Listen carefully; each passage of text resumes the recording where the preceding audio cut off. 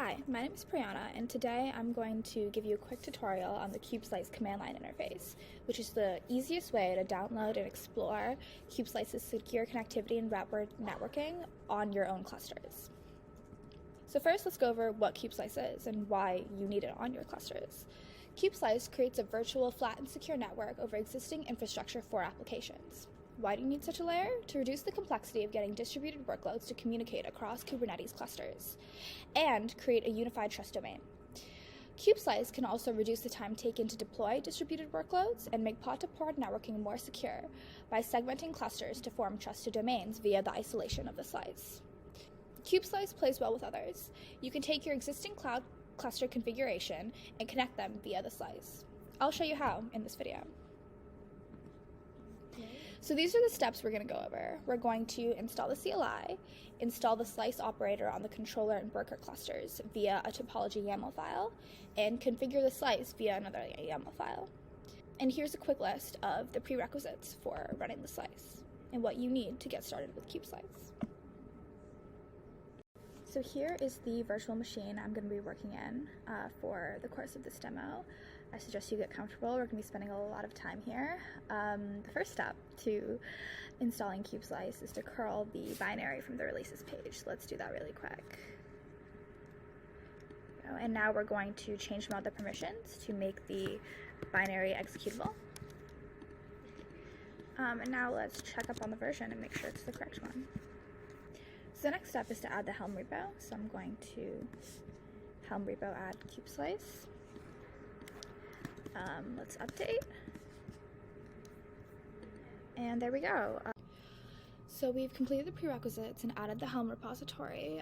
Let's take a look at the actual clusters that we're going to be working with. Here I've pulled up the config file. So we recommend 3 clusters to get started with Kubeslice. A controller that manages the slice and 2 workers that run applications. Looking at the clusters, here's our controller cluster that is hosted on AWS, 1 worker cluster hosted on GKE, and a 2nd worker cluster hosted on Azure.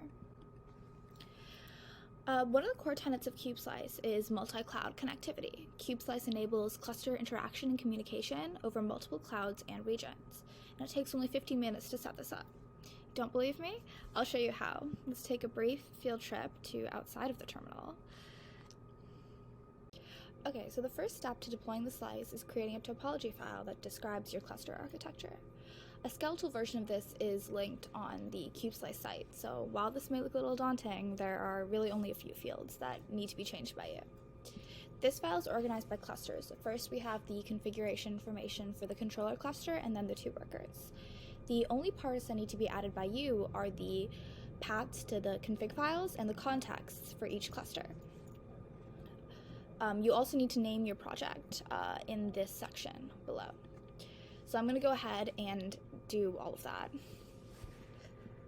And there you go, topology file created. Now our excursion is over and we're going to head back to the sandbox to deploy this topology file.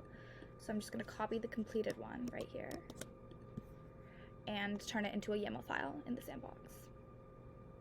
So I've copied my topology file into a YAML file and I'm going to deploy it using this Kubeslice CLI install command. So now the installation is complete. You've probably been watching some scrolling and installing on your screen for a little while now. Let me break down what actually occurred. Essentially what was done was a project was created and the worker clusters were registered with it. The Kubeslice controller was installed onto your controller cluster, and the slice operators were installed onto your 2 worker clusters, right here.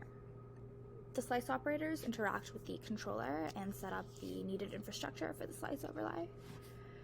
So now that all the pieces are in place, the controller and worker have their respective operators on them, we're going to create one more configuration file that will actually configure and deploy the slice itself. So one last trip back to the text editor. So here is the slice config file, which is the last step in creating and deploying the slice.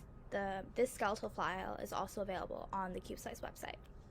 Here what you need to do is name your slice, add the slice subnet, and add the names of your worker clusters. For the subnet, you can use any private address space like 192.168 or 10.x. which should be unique across all the clusters for which the slice connects. So I'm going to go ahead and fill this in with my config info. And there you go. Note that the names of my worker clusters are the names that I designated in the topology file. So I'm going to go ahead and copy this into my sandbox. So we're almost done. This is the last step to connecting your clusters via the slice. So I've copied my slice config file up here, and I'm going to use this CLI command to deploy it. So I'm going to fill in my namespace name, which is Kubeslice dash my project name, which is Avacia, and then add the path to my config file.